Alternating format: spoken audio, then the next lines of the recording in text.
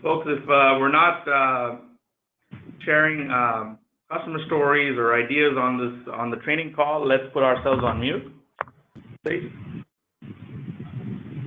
Thank you.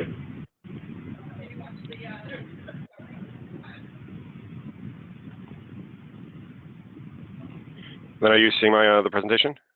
Yes, I can see the presentation. Cool, thank you. Folks on the call, please type into the chat window and let us know that you can hear us clearly and you can see the deck on the call.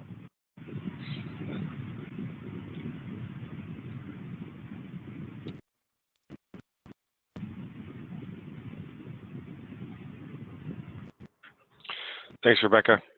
Appreciate it. Thanks, Rebecca. All right, let's go ahead and get started, folks.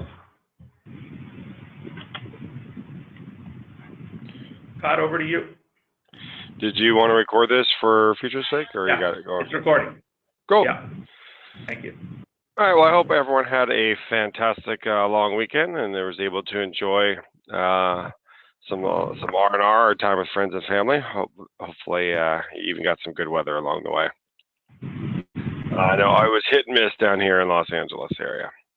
But today, kind of hopping into our topic, what Sandra and I really wanted to focus on today was how do we help all of us through the sales process just get more commitment, whether it's a budget, timing, decision-making process, some combination thereof. How do we really try to work on some of the commitment aspects? And so we definitely want to go through some of these items and then also really make sure that we're challenging ourselves as we look at deals going forward on the commitment that we are getting. How do we know that level of commitment's as strong as we'd like, and as detailed and as in-depth as we would like. So you'll see a couple different kind of pieces of how we can take this a couple steps farther. So with that, I want you guys to kind of think back. Yeah, caller 6. I don't know who caller 6 is, but thank you for letting us know that. Can you, Sundar on your side, mute caller 6?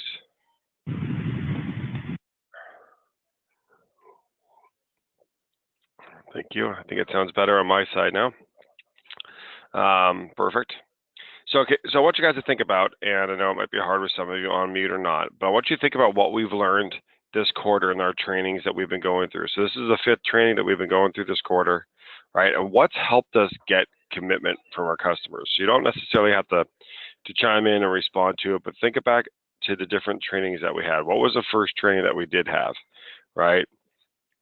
Was there anything with regards to within that training on discovery questions? And as we continue to maybe even go through things like elevator pitches and upfront contracts, was there anything in there that really helped us get commitment from our customers as we're going through the sales process?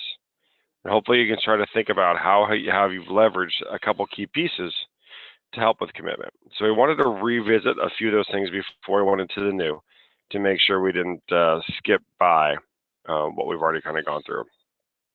So the first thing is really just the pain funnels. And so if you remember in our first training back in April when we went through discovery, we were talking about the pain versus the gain side of things and how we want to ask these different levels of questions. With the first one being, the first level being kind of the technical, the data historic. That second level being that business pain, and the third one being the personal pain that's there. And I think you all know my focus is to play more towards the pain side, so on the left versus the gain side on the right. And the main reason for that is I know that people are twice as likely to take an action, right? That's a commitment to me. They're twice as likely to take an action to avoid pain than they are to get a gain. So I talked a little bit about that, but then we also broke it down in terms of really defining these levels. So I'm not going to address again in a level 1 too much, but obviously level 2 is where we start to get that commitment. So when we start to ask the questions that involve the word impact or effect or achieve, if you want to be more positive, benefit, right? What is the impact to, your hiring rate, your time to fill rate, and we'll talk about some of these different items that we can actually really start to focus in on the impact. That's what's going to help drive that commitment. And then obviously level 3 was kind of getting to the urgency to act. But it's at level 2 that I'm hoping you all really kind of remembered when we started to talk about, hey, what were some of the things that we have gone through that really helps drive some of those different pieces of commitment. And I don't know if Sean in the UK is on this, but he actually sent me an email today about some of the level 2 questions that he asked that really help drive some commitment in those items. So won't call you out on those, Sean, right now. But if you guys do have some things in know Sean, you can also reach out to him as well. But it's some of those different pieces with regards to how we leverage the level 2 questions to get that commitment. And so here's some of the questions that we did go through at the time of our discovery training, right? So, and what we're going to do is we're really going to take this business impact, right? Where again, we drive customer to commit to some actions. We're going to see how we can take that a step farther a little bit today. But I wanted to re-anchor you back on this as we started to get in there.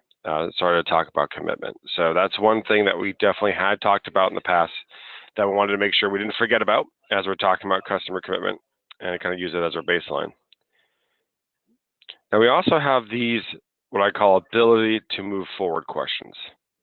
And I think you guys all know that once you start asking some questions about how is it going to impact their team, their process, their time to fill, their hiring ratios, the pipeline that they have, whatever the questions that you're asking about the impact, and then you ask them those level 3 questions like, well, how important is it for you to solve? Or of all the priorities that you're working on right now, Sundar, which one is the most important for you? As you start to hear some of their personal prioritization, it makes getting the ability to move forward questions to come up very naturally. So if you look at some of these from a time frame, right, or decision making, or even the budgetary section, it makes it really easy to go into these. And we're going to get much more in depth today on how we can go out there and drive some of these pieces. So for example, right here you have 2 budget questions. Sundar and I are going to give you like 10, I'll say questions / statements today just on budget that you guys can start to figure out how to bring up, where to bring up, and really try to better understand how they can move forward more specifically on that. And a lot of those questions that we'll give you, you actually could take out some of the budgetary stuff and actually change it with decision-making process, and the question works just as fluidly. So again, here's how we've used some of these items in the past, and we're just going to continue to amp it up a bit today.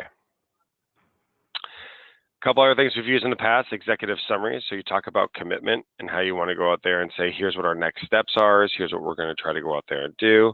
So in this one, we're trying to provide unique value tied to their pain.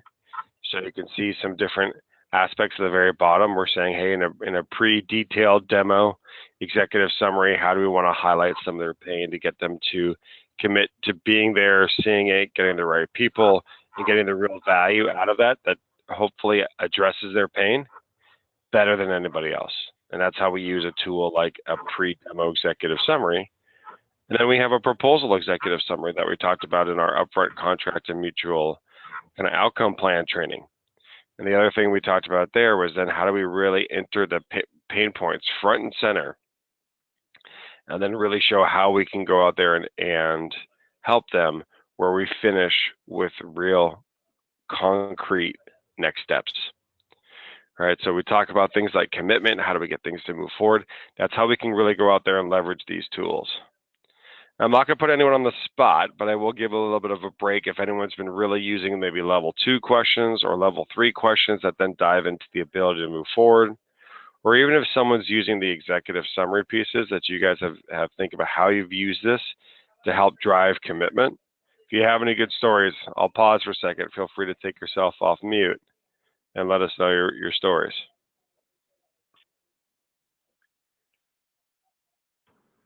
And the point here is, folks, yeah, if you have any good questions on level 2, level 3 questions that you've been able to ask and get some, and when you do the executive summaries, right, when you do the pre-demo summary, any good responses that you've received back this quarter?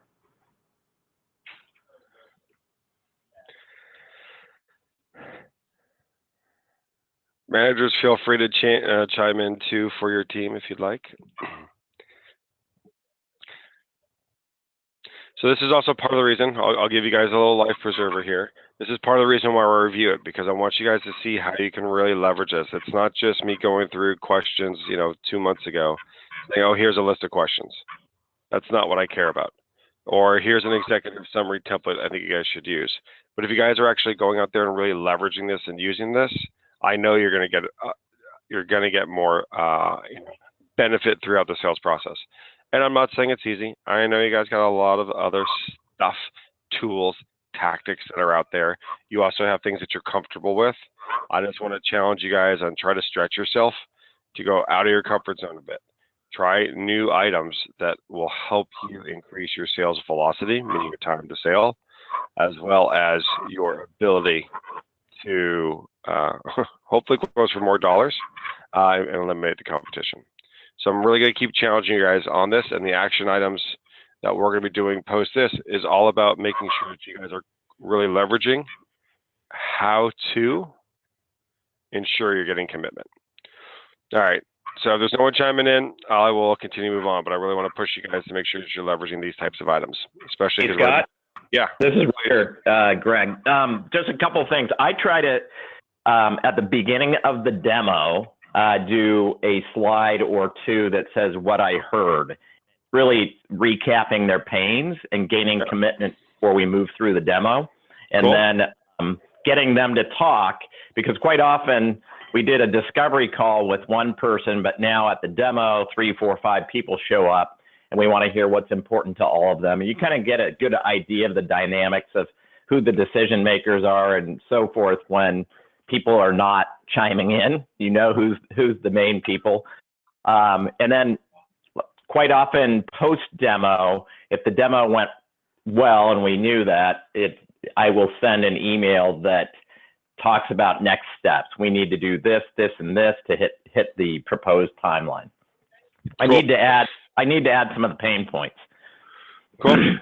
All right. Anyhow. So yeah, no, I appreciate that, Greg. Thanks for chiming in. And I appreciate that. So any way that it's helped you by doing some of those changes help drive more commitment or more understanding if there's a decision, you have a yes or a no, anything along those lines that you felt it's helped you in the sales process? I think just, when you're asking these questions and you're talking, post-demo debrief with whoever might have been the person you set the demo up with, you can gain a lot of information by asking these questions. And, I know that's a general response, but, I'm just thinking back, talking to Amazon the other day, and the gal, once we started asking deeper questions, she started opening up more and was more interactive, and we had a better picture of the whole picture. There was another one, UST Global, that I was on last Thursday or Friday, and asked a lot of deep questions about process and timeline. And by framing up, hey, these are the next steps, it helps them understand what that timeline is, and quite often move their decision-making timeline forward because they realize, oh, I really don't have enough time to implement. So that's one area I see it really helps them to see all the steps and go, and then back into, it's going to take it 12 to 16 weeks to implement this. You need to really move your timeline forward for evaluation. Anyhow. Cool. No, good. So I appreciate that. So again, it's, knowing that the velocity sometimes does take more than 2 months. I don't expect the training that we did 2 months ago to instantly make you guys have instantaneous results, just knowing some of your sales cycles. But you're telling us that's going to help your velocity, your time to sell, right? So keep anchoring to those things and keep able to bring those pieces up and then leverage the ones that you can. Cool. Thanks, Greg. Appreciate it. So we also talked about mutual outcome plans or the joint execution plans, and we talked about it in 2 different ways as tools that you guys have, maybe summarizing it like next steps to do something like what Greg was saying, hey, if you want to hit this implementation plan, here's how to back it up. So you just kind of validate that before we got to that. And then you guys also have this Excel file that you can go out there and use and leverage as a tool for yourself and with the customer to get agreement on how do we go out there and drive these pieces. So again, those are some of the tools that we have talked about that you guys do have in place. What we want to do now is how do we amp those items up? So again, right? So yes, let's spend the first, 15 minutes of this doing a quick review, hearing a war story or two. But we want to spend the rest of the time, how do we amp this up in a way that you can all gain a lot more commitment with your customers? And by doing one or two different tactics, I think they always have that building effect of how I can get a little more commitment here and a little more commitment here. It just continues to build on it. So go for these little baby steps and try to walk away with, what are 3 things that I'm going to really leverage to know how I'm getting commitment from the customer. All right, so let's talk about the commitment, right? So you heard me say earlier, and I'll continue to beat on this over the course of of my sales career, is people are twice as likely to take an action to avoid a pain than they are to get a gain. So you heard it from me before, you've heard it from me earlier today. So now what we want to try to do is quantify that pain, which is not an easy thing to do, but you got to figure out, how can we go out there and ask enough questions that really show the impacts that they're having. So Sundar and I kind of framed this to kind of match the idea of those level 2 style questions. But if you think about what's out there, and I'm not a rocket scientist, guys, I went to your website, I clicked on case studies, which you can see the hyperlink here, and I read the 2-sentence blurb underneath all of them. Right? And I saw, what do I see that has a lot of continuity? How could I leverage these to go out there and try to figure out how to quantify what would I want to quantify? And so there's a lot of things from the lack of hires or the time to fill ratios, right? And then even the third bullet point, the increase of application pool or qualified candidates or pipeline, we talk about that in multiple different ways, but it's ultimately getting to the same thing of our candidate selection pool that's out there, right? Referrals, and the quantity of hires coming from referrals, money spent on hiring agencies, it definitely comes out in a good, and some significant stats too on some of your case studies. And then also turnover rate, which I was hoping would be there, but it didn't pop itself up as much, but it was definitely something that I saw, I think, on 1 or 2 case studies. So I definitely wanted to throw it in, but why I threw it in at the bottom is because it wasn't as common as I thought it would have been. Right, but I want you guys to go. Scott, I have a quick comment, if you don't mind. Yeah, go ahead. Yeah, I was going to say, so this is really critical, folks, right? That we have, when we look at, why people commit, right? They commit to solving a particular pain, right? People love to buy, but they don't like being sold. However, if you start with the pain, really quantify the pain, and the rest of the conversation proceeds smoother. So when Scott talks about lack of hires, for example, or decrease in time to fill days, for example, what are the case studies or customer stories that pop into your heads? Let's take the first one, lack of hires. What are 2 case studies you can think of, or 2 customer stories where we really solved that problem for a couple of really good customers? Take a moment and just, write it down, put it into the laptop in front of you, or essentially, what I'm saying is that we need to be able to map these, the solutions we've already given to our customers in our conversations, right? So being able to casually say, well, both at EverQuote, they had this substantial challenge, and we were able to help them solve it, right? At Upwork, for example, right? They were adding 950 applications every month. They had a huge volume of talent, and they were able to process it, right? BlinkX, they needed, being able to really identify the value of automating a manual process, right? Their recruiting director. Dollar Shave Club, they were able to save $2.5 million in agency spend. So when these customer stories roll off our tongues, we're that much more effective in linking the pain felt by third parties, folks that we've already solved the problems for, back to their pain.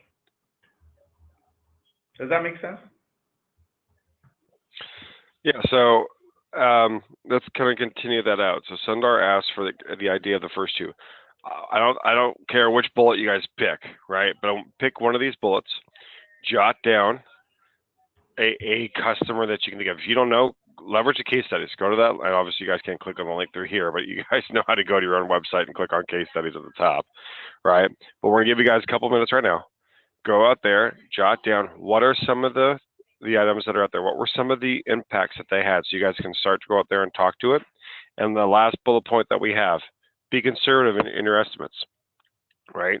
There might be some very high stats, 90% reduction of, money spent on hiring agencies, right? Hey, so we've seen things that range from anywhere from 30, but some all the way up to 90%. But you can add that, a lower number in there, so you can even be conservative. Or we've seen this with 90%, even if we took half of that, even if we took a fourth of that, what would that mean? How would that impact not just the money that you spend, but also increase your candidate pool and your ability to have a quicker time to fill? You guys see how I leverage that with a question, an impact question, a level 2 question. So take a couple minutes, get a case study that you're familiar with, and which one does it hit, and how can you quantify it? And we will ask for some volunteers randomly. So I'll give you guys about a couple minutes to plan for that.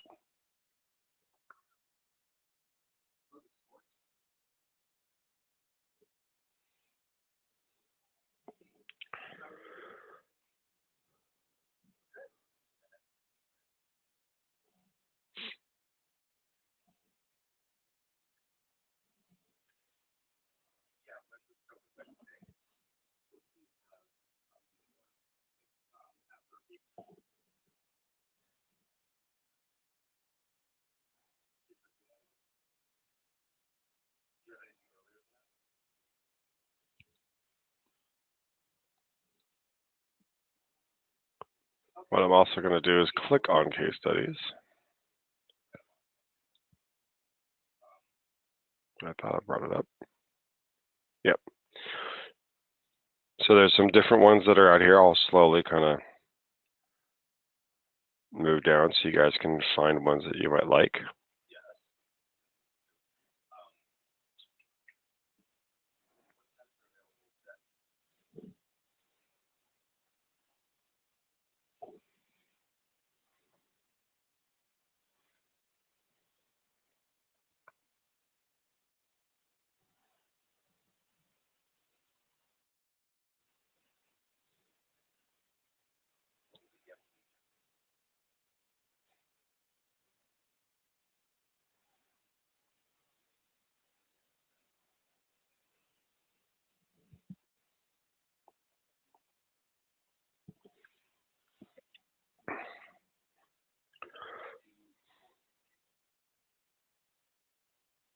All right, so someone give us one of these case studies or something else that you're just familiar with. Doesn't have to be one that's public on your site, but someone give us some degree of how did you quantify some of the benefit. I'll go back to the presentation now, right? How do we quantify some of the impact that we're having with some of our other customers?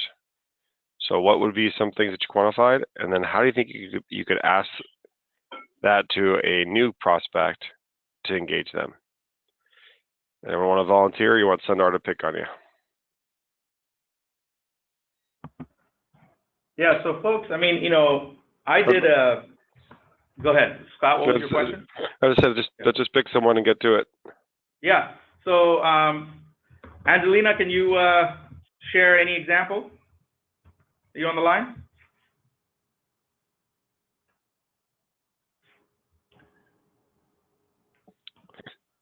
Okay, let's go to David. And then we'll come back to you afterwards, Angelina. Are you there, Angelina? Okay, Angelina. David, you're next. Hi. This is Bernice, actually. Are you able to hear me? We can. Go ahead.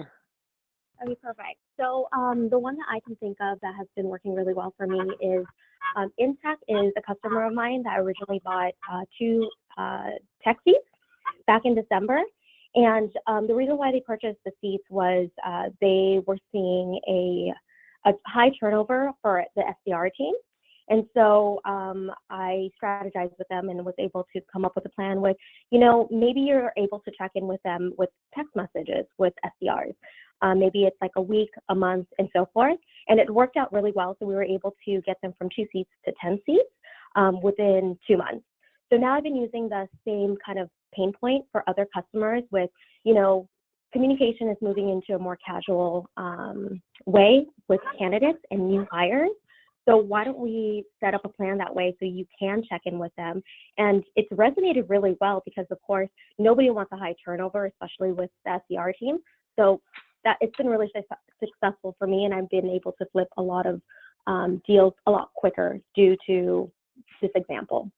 Good. So what's the question you would ask a customer? So you talk about that case study. So this one was an SDR. It went from 2 to 10. How would you finish that conversation with a question that gets them to talk? So what's worked well for me is, we go through text and the benefits of casual communication, right? Reducing time to fill with response rate being so much faster. And then I go into other questions such as, what are your other pain points? What? Yeah, but before we go to, give me the good targeted high impact question that just talks about that ratio. Because what I want you guys to do is not bring up some different aspects of quantifying and then ask a generalized question. So you talked about some good aspects and some good details. I'm intentionally being vague, but what would be your question that you'd really want to go out there and ask that can help drive that? So you talked about time to fill, right?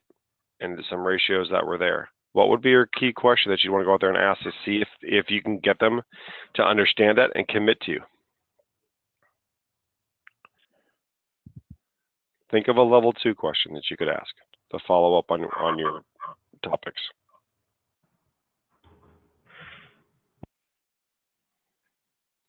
Where are you having impact or want to have more impact across your hiring plans where you're not getting the people that you want and you'd like to go from 2 to 10?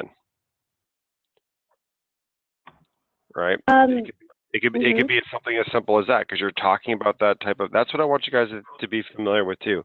We don't have to go off on long stories, and I love your detail, I'm not saying you can't, but if you're talking about the idea of this time to fill and you're working with this one company and they're able to go from 2 to 10, what impact would you have across your business and what areas would you want to impact to be able to go to from a ratio where you're barely able to hit it to a ratio where you're significantly exceeding the hires to get the production you want, and just see what they say. Right? If that resonates with them, that's what I'm trying to get you guys to do. You were saying?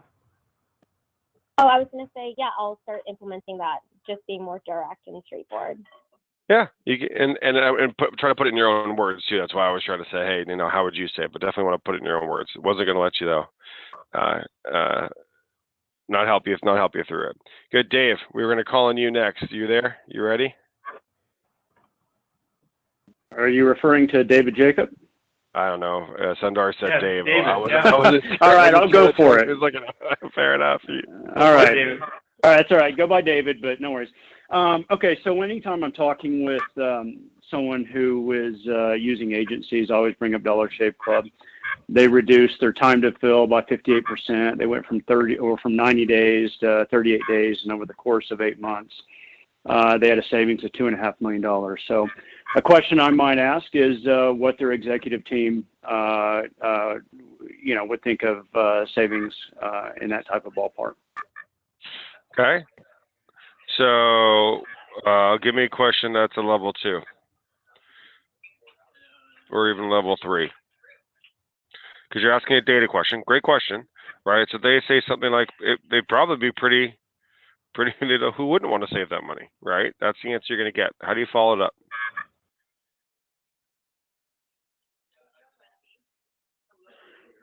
Still on mute, David, or?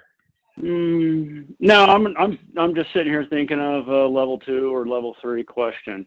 So someone says, yeah, so I'd love to be able to save that money. Okay. Well, what areas are you having kind of the, probably biggest deficit in your hiring that's probably hitting your impact the most that you'd like to go out there and change? That's a level 3, right? So what area are you missing that you want to go out there and change? I'm kind of implying the right now, but I could even say the phrase right now, right, or this quarter, right? So you can kind of go out there and drive that. So we look at your hires that you're not able to go out there and do, and you got to spend all this money and everything else. What area of the business is impacted the most? That could be another question for level 2, right? Or so they're saying, hey, I want to be able to go out there and have all these different savings. Okay, what would you be able to achieve with those types of ratios? It's not just the money that you're saving; it's the time to fill and getting those people in there. What do you want the business to be able to achieve with that? Where would that help take the business? Or is there certain departments or certain focus points or certain locations that you're really trying to go out there and support more others? Where could you better help the business? And what you're trying to get them to do is connect it to a business impact, a business challenge that you can overcome, because that's what's going to drive their commitment. Cool. All right, so thank you both for chiming in. Appreciate that. So this is how you can start to leverage this and start to use these different pieces. So as you are thinking about these case studies, really continue to think about your ability to understand, how do I quantify and how can I get others to quantify it as well. All right, then we want to start being able to ask for things like the budgets. And so one thing that, and actually Sundar sent me some information last week and I really loved it, so I'll let him chime in on it. You'll see some examples of how he would ask for it on the next slide. But the idea of really asking for permission, right? Being able to talk about the budget and saying, bring it up point blank. And if you can do that, and again, you'll see some of the lyrics of how you might want to bring it up, which I thought was incredibly honest and simple, and something that was really kind of cool to go out there and take a look at doing, is really just asking for it, right? And then bringing you into the budget talks is great. And again, you'll see some examples of that here in a moment, right? You heard the idea of the case studies, right? And how we can go out there and leverage that. But that's using a third party to give you guys an opportunity. So you can use that as a good lever to be able to go out there and understand what you're trying to go out there and deal with. And so you can leverage, hey, they had this type of cost and this type of cost, and this is where they were trying to go, and this is how they were able to save X%, right? So I'm just kind of curious to know, when you're looking at this project, what is it you guys are really trying to go out there and achieve, right? And how have you built that into your budget so you can get the right type of return that you're looking for? So you guys can use this as a budgetary question. You also can use this as just where are they in their decision-making process to really commit to a project like this, or changing their processes they have today. You guys can leverage those third-party stories, not just in budget, but how do we build it forth from there? And then 3 things to remember when you're asking about budget, or really trying to find out, I'll say, right? And maybe you ask them point blank like this, but there's some other ways, again, you'll see on the slide coming up here, of different ways to ask about it. But you want to know, is the money available, how much, and where is it coming from, right? It's not rocket science, but I think a lot of times we don't 100% know these answers, right? We think we have an idea, they say they have a budget, and we take it for what it's worth and a very high level, and we don't necessarily dig into it, right? And we might assume it's just coming from the recruiting budget and talent acquisition. I'll tell you guys, I ran recruiting for a company. We did over 1,000 hires per year. I stole money from other people's budgets, right? Whether it was part of my contingent workforce allocation, whether it was part of other things that was out there. But when I had to do certain activities for certain roles or certain locations, I paid for half of it and they paid for the other half because they wanted to do things out of the norm. That type of stuff happened pretty frequently. It was pretty common practice, right? So I was able to do more because I leveraged other people's budgets when I was out there. And keep in mind, guys, I had a huge budget. I had a $5 million budget with about 25 different recruiters on my team. There was a lot of things I was able to go out there and do. Anyways, I won't go off too much on tangents, but you guys can need to ensure that you really know where this information, where the money's coming from and how much, and then also making sure that you can try to figure out, is there other dollars that you can or cannot get your hands on? Right? You're going to be going out there and trying to provide different solutions. There might be some other dollars out there that you can definitely go out there and leverage. Hey, Scott, I have a question for you. Yeah. So it's Chris McBain. So hey, Chris. When I ask a director of recruiting, is there money available? How much is available? Where's it going to come from? And your answer is, I'm going to go steal it from other places. And I say, okay, how long is that going to take? I mean, where do we go from there, right? That's valid, Chris. Thanks for the challenge, because I appreciate that. And so again, maybe it's not as blunt as asking that, but I think assuming that we did, and let's going to continue that role play out. I know, and now I'm sales rep, and Chris is the director stealing the money, right? Hey, Chris, I just want to make sure I understand what you have to go through to do a project like this, so I know how I need to help support you, either get information to other departments if you're leveraging some other people's departments, if you're getting approval and how you need to go out there and ensure that you can use this money the way that you want. I need to know how to best support you with that and what you're kind of going through. That's why I ask these types of questions, right? You're the advocate. You're the one who wants this. Assuming I'm the best one to solve your needs, I want to make sure we can help facilitate you guys getting this installed. So I just need to know what you're going through, the timing, and how to help you. So let's get into that. If you are having to steal some of the budget, how have you done that in the past, and what would you need from me to help you? So let me just take a step back there, Chris. You don't have to answer it, but does that give you an idea of how to maybe talk about it? Yep, for sure. Right, and again, it's not like you didn't hear like stressing out of my voice and everything else, but think about it, guys. That's the gist of it, right? If you guys want to know the budget, not just because you want to know how to maximize the sale, it's not because you guys are being greedy, hungry people, right? It's because you want to make sure that there's money there that facilitates closing this, right? And if there's, by closing it, it's value to the customer. You're solving their pain. That's how I can quantify the pain from earlier. Mm-hmm. Cool. So let's kind of go into how would we talk about some of these different aspects. And so I actually love this because Sundar and I bounced these stuff back with each other, I think, all weekend on some of these different items. So I won't go into too much, but this might give you guys some of the ideas. But hey, can we talk about the budget? Is it a good time and we should maybe talk about it now? And being able just to bring it up and ask to be brought into it is great. Great. So do you suppose that you could share that number with me? Right? Or share that budget with me, right? Chris, is there a way you can give an idea of how much, we'll have to work with? I know some of you guys are like, I don't want to ask these questions at all. And I'm going to challenge you to say, well, why? Is it because you're feeling uncomfortable with it? Okay, so maybe that's something we need to work through. You getting more comfortable with it. But if you also go back to that scenario that Chris and I just did, hey, Chris, I just want to make sure I can align with what you guys are trying to do and how you guys are trying to go out there and do it. And is there a way you can give me an idea of how much money you think you actually have to implement a solution like this? It doesn't have to feel uncomfortable or odd. And hopefully I'm demonstrating that in some of these quick little role play things, right? If you wanted to not ask them as directly, maybe a way to get around it is, what were you hoping you might kind of spend here from an investment of working with us, Chris? I'll just keep using you, Chris, because we were talking about you, right? Or round numbers, can you share maybe what you're planning on spending? The round numbers I use a lot in my everyday type of dealings. You might want to get a little bit more specific, but if you wanted just to start with the round numbers, maybe earlier in the process, great. You guys can go out there and start there. If you feel like you are high priced, right? And again, I would use this one after you've shared enough value or highlighted enough pain. But Chris, let's assume that you really came to think that we had the best solution out there, but we're also the most expensive. Maybe they call it 5, 10, 15% more than what you're looking at now. Would that really bring our conversations to an end? Or what would you have to overcome with that if you thought this was the best solution? Just so, again, I know what you have to go through, right? And you can have those types of conversations as well.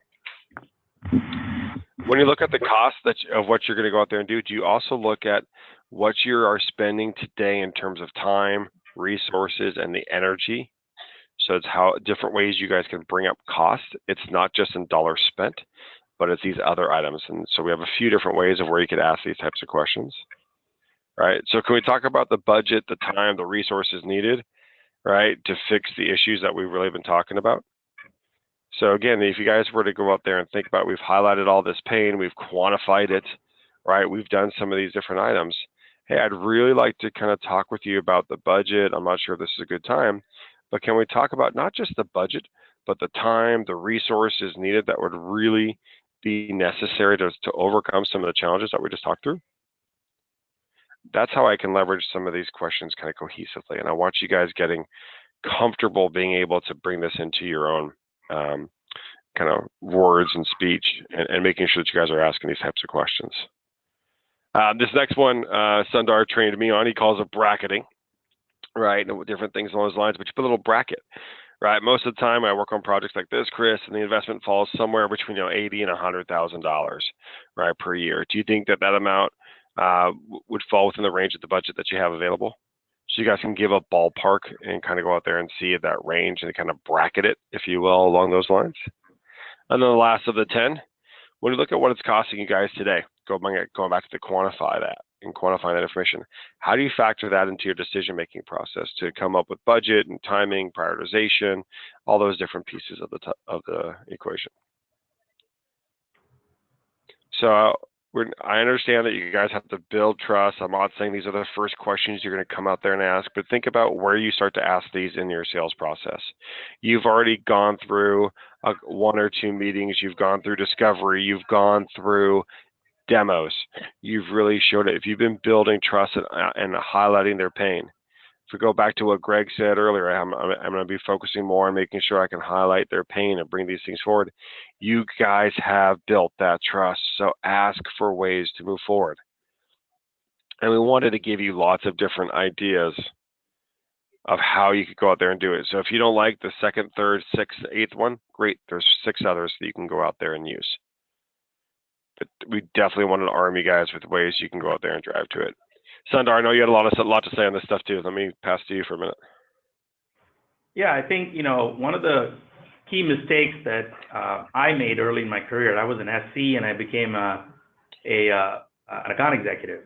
And I used to just love doing presentations and demos, right? I would just show up and start talking about what we could do for you. The reason I actually failed in that first few months of that job was I was not asking the discovery questions and then quantifying their pain to then lead to these questions, right? This flows naturally if you've actually, really built the trust with them and gotten them to share their pain. So can we talk about, the time, the resources that it would take to really fix and the budget to fix these issues that we've been discussing, right? Or, ballpark, what is the investment you're looking to make in order to solve these problems, right? Getting very comfortable having those types of sentences roll off your tongue at the right time, right, is critical. So I'll stop there, but we've also got some specifics in terms of objection handling as well that we'll go into now. So let's hit that part. So we came up with some different objections that were out there, have a couple of different responses that you guys might want to overcome, right? So this was kind of the vague person that's not committing to you, right? So someone's not giving you a commitment. Oh, I really appreciate that. Thanks for the demo. Thanks for the information. Let me talk to my team and figure out what they think, and I'll get back to you. That is just complete lack of commitment. They're not giving anything. They're not setting different follow-ups, anything along those lines. How can you guys go out there and leverage some of these different types of tactics? Now, we're not saying use all 4, right? And we're saying that some of these are stylistic items, but we want to give you guys some ways of overcoming that, all right? So, Sundar, it's been my experience when someone tells me that they just want to get back to me, that they haven't really shared everything with me that maybe they have, or I haven't answered all their objections and really identified really what was important to them and really trying to solve their problems. Do you mind if we just talk about that a minute? I want to make sure I'm providing the right value for you. So that's a way of bringing those things different back up. Chris, let me ask you a tough question, and I promise, you promise me you really won't get mad, right? But usually when people say that they're going to get back to me, what they're really telling me is they're not interested. Is that a fair statement? All right. When people say that they'll get back to me, it's usually because of 1 or 2 things. One, they're just out of time, they just got to go, or they're really just not interested.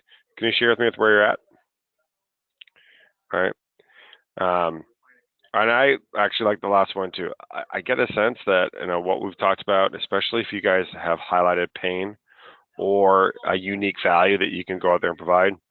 And I know we've talked about some different things and it sounds like you have some pains, but I'm getting a sense that this isn't important for you to do anything about now. Is that fair? All right. You kind of do that takeaway type of an idea. Mm-hmm. And I know for those who have sat through my overcoming objections training, you can probably hear a lot of the different tactics that are in here. And right now we're just kind of giving you guys some responses. But if you guys do or are curious more about these items, definitely let your management know or Sundar know, and we can add to our Q3 kind of training idea, different ways of overcoming objections and how to build those different pieces. And we'll give you more of the tactics. Right now, we're just giving you responses, leveraging some tactics, but we're not necessarily going into what the tactic is that we're trying to go out there and use. So there's a few on this. We have 4 more objections if my memory serves. So the next one is, hey, I like what you guys do. I just can't afford it at this time. Or something along the lines with regards to some budgetary constraints. Okay, gotcha. So have you considered how much it will cost you to solve this problem if we waited another 1, 2, 3 years? All right, right. Or if they say I just can't afford it at this time, oh, can you share with me kind of what you were thinking that you could try to do at this time? All right, or what you had in mind in terms of budget. And so you guys can leverage these different ways, but you also could maybe chunk certain things out. Let's talk about solving those biggest problems right now, and maybe we can leave some of the other problems for later. Because maybe we're talking about the whole kit and caboodle, and now they have to get down to what can they really afford at this time.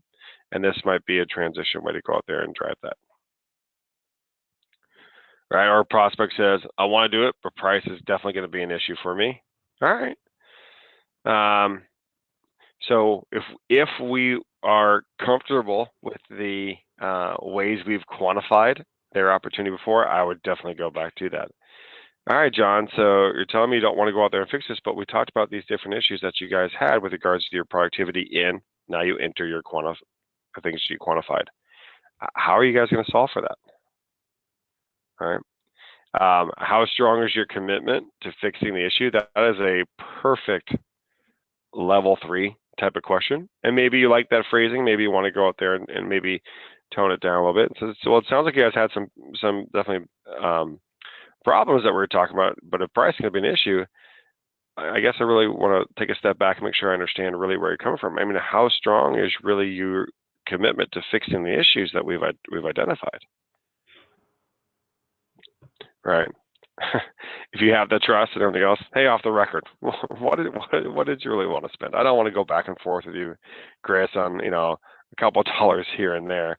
I know what we can and can't do. Just let me know off the record here. What were you hoping to spend? I know I've heard some people use that one along the way.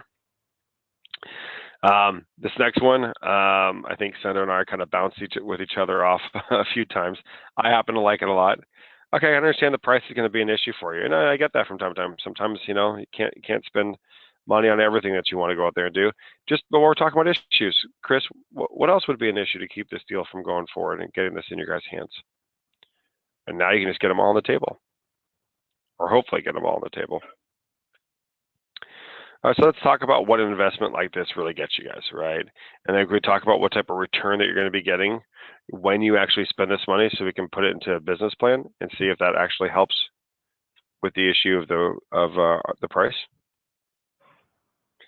And with me, whenever I think about price, I don't just think of the initial price, guys. It goes back to what was on the previous slide of things like the energy, the time, the resources, the heartache, all of those different pieces. If I can quantify the pain of what their environment is now, I even anchor back to their current environment. This is what you have today. This is what you're doing. You're telling me price is going to be an issue or you can't afford it this time. Look at how much money you're spending on agency spend. Or the time to fill that you have means you're just losing production of getting people in there if we're able to reduce that, or however you guys want to quantify it. Sundar, I'll assume you chime in here if there's anything you want to add to these. Otherwise, I'll keep moving forward. One of the aspects is in different types of buyers respond differently to ROI, total cost of ownership, quantification, right? We have an ROI calculator, I know, but so, it's one way to get a level of commitment is to get our buyers comfortable talking about ROI in an HR context, right? Some of them may not be. And so we have to be able to coach them to talk about HR innovation, HR transformation, right? And the ROI of that, the value that the organization gets by implementing an ATS, by fixing these problems, right? Time to hire, compliance, right? So OFCCP, et cetera. So just be, using that tool, I think, but coaching them on how to sell it internally is very important. Cool. Next objection we have, right? It's more than I want to spend. You know, what can you guys do to get the price down? I'm sure you guys never heard anything like this, right? So similar response to what you guys asked on the past one. So just kind of off the record, what were you hoping to spend, right? Let's talk about that. I might be with some of the price down, but are there other products or services that we can add that I can discount that more? So that's not necessarily bringing the price down, but I know we all just say, listen, I can get the price for this one piece of it down over the length of the contract, but you obviously have to increase what you're spending in other areas. So we try that one. Sure, we can definitely bring that price down. Let's talk about what you want to eliminate and what we don't want to solve right now so we can get that price down. All right. And so then you guys, I kind of blended the last two together in my last little role play. So you get the gist of that one, right? That sounds great. Can you send me a proposal and let's see what it costs? So my mindset here is they're going to ask you for a proposal, but have they really 100% committed? Right? I want to see what the cost is in some of those different pieces. Sure, I could definitely go out there and do that for you, Sundar. So I send you that. Then what happens next? All right, so what happens after that? Right? And then again, knowing that it's not just about price, but it's about the resources. It's about the impact that you're going to go out there and do. Sure, I can go out there. What else do you want to see in the proposal besides price? And what we're trying to open up here is more dialogue, right? Either what's going to happen afterwards, what they're going to go out there and use it, where are they in the decision-making process, right? That's what the first question really, I think, helps get to. And then also, what else would you like to see besides price, right? It starts to just change the paradigm because they're just talking about, let me just kind of get a nice sense of what it costs.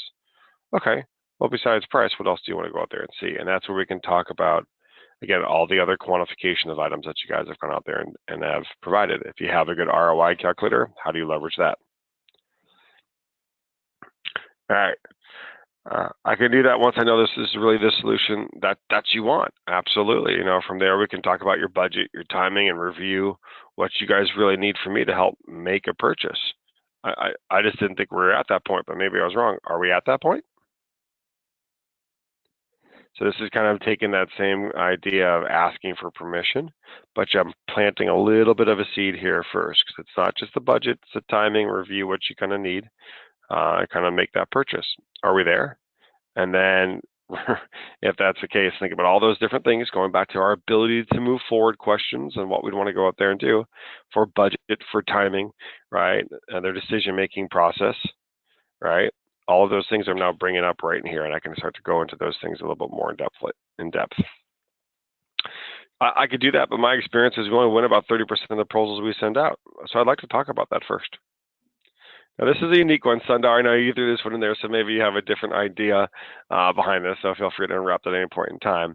But if you guys know that there might be some different aspects that coming into play, like if I'm just sending out proposals and I really don't understand your need and I'm just sending out things, I don't win a lot of them just because we're misaligned.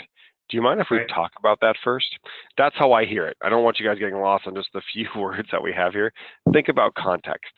Think about how we'd go out there and leverage this. I feel like we're really early in that process. We haven't talked about budget, timing, really reviewing what you need. And my experience says, if I just send this over, I'm not going to win this because I'm really not providing enough value for you. Is it okay if we just kind of, That's right. talk about that first? That's how I heard that type of response. But Sundar, feel free to chime in. That's exactly it, right? The point is not to put the spotlight back on me saying, I only win X percentage of the proposals. It's basically saying, it's almost, again, it's asking for permission, right? It's saying, are we at that? I mean, my experience is that if I haven't really, if I just send you a proposal and I haven't really taken the time to understand your pain, I haven't taken the time to quantify the impact, the business impact that our solution can have, I just find the proposal itself is not that meaningful. It's not specifically aligned to your challenge and your set of challenges. So can we talk? And so automatically you're also making the case in their minds that they need to be able to defend what they're saying to to their management, right? To their organization. So you're helping them build a business case, and automatically there you have equal business stature. What Scott talks about having equal business stature, right? Cool. Thank you. All right. So that's kind of the objections and stuff that we went through. Just a couple little key pieces here, just to kind of think about gaining commitment. Be blunt. I don't mean rude. I don't mean disrespectful. I mean raise up items with questions, guys, and be direct, right?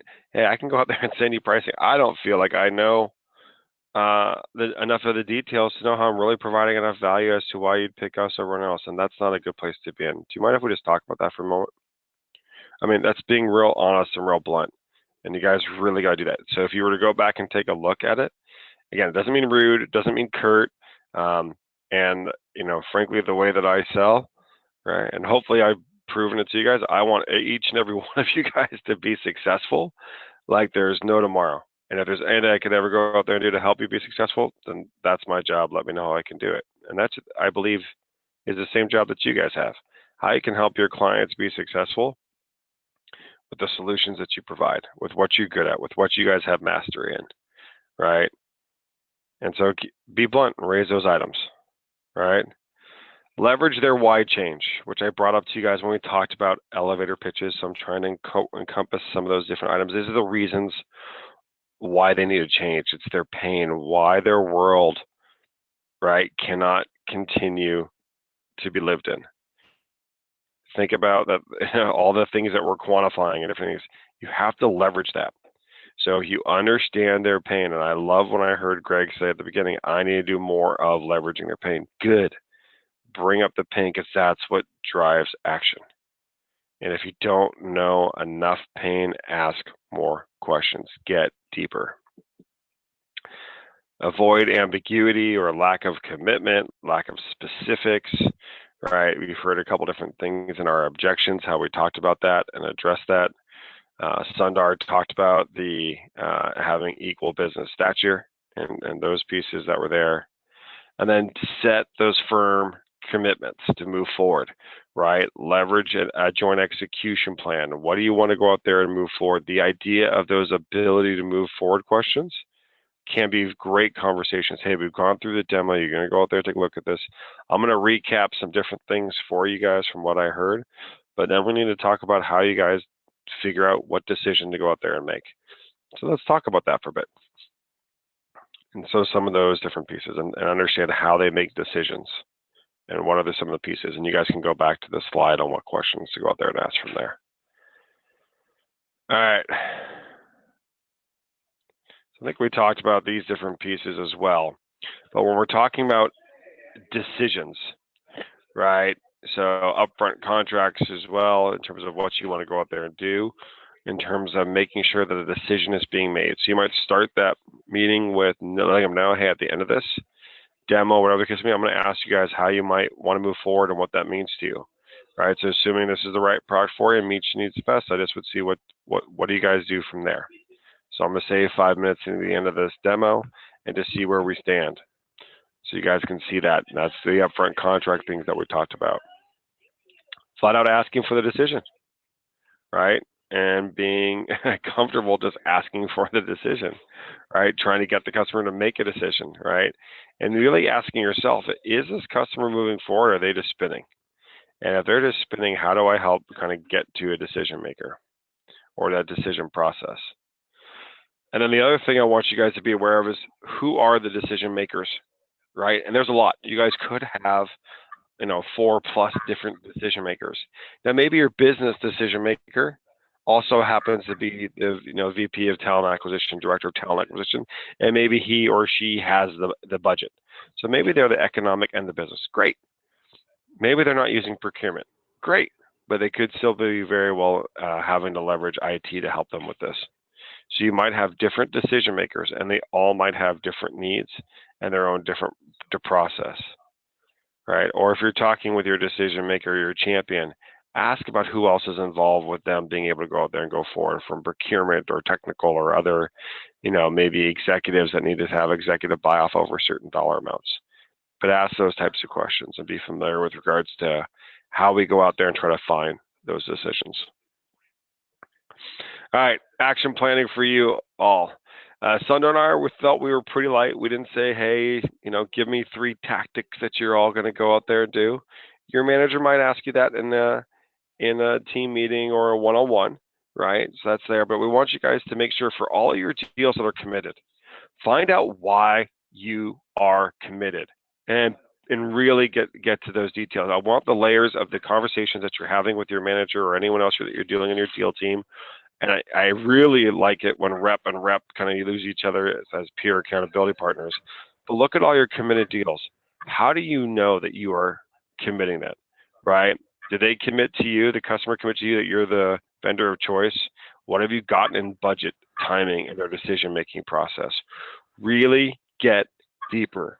The more we have these types of trainings, guys, and I could tell a bit just from doing the review at the beginning, it's about anchoring to these things and keep going back to it and building it into your process.